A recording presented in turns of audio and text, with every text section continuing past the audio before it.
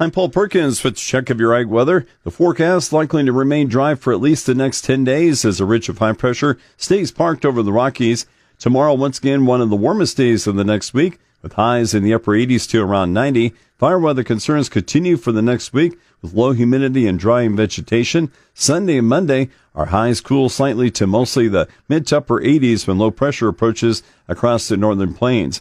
A cold front ushers in northerly winds gusting as high as 40 Monday afternoon. The stronger winds and humidity dropping below 30%, likely to increase the fire weather conditions to near critical levels, especially along and north of I-80. Behind that front, highs on Tuesday briefly drop to seasonal levels to around 70. Highs rebound quickly to the upper 70s to the 80s on Wednesday. Another cold front dropping our highs Thursday, just slightly though, to the mid 70s to the low 80s. Rain chances may return by October 10th, but those chances even look iffy.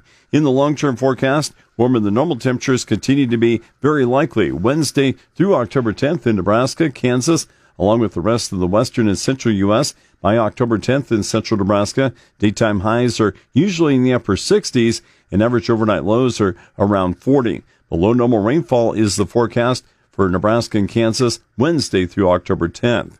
For the entire month of October, Nebraska and Kansas temperatures are likely to be mostly seasonal on average, with below normal rainfall. The higher chances of drier weather next month are over Kansas. Key weather factors influencing the markets include impacts from the remnants of Hurricane Helene across the Midwest and Mid-South, and light rain starting the wet season in central Brazil.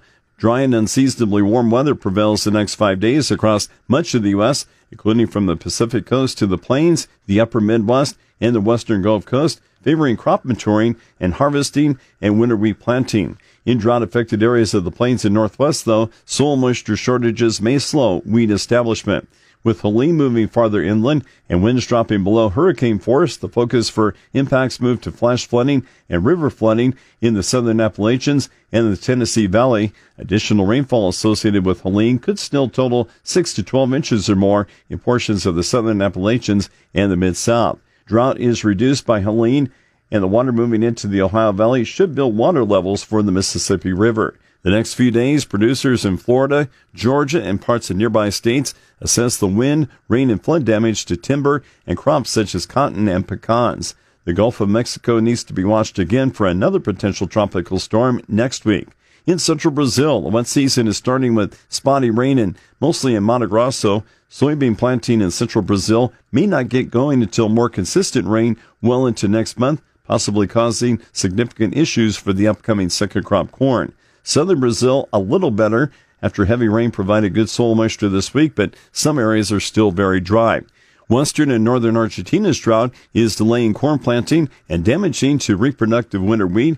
After mostly limited rain yesterday in Argentina, only spotty rain is expected next week, mostly missing the driest areas of the west.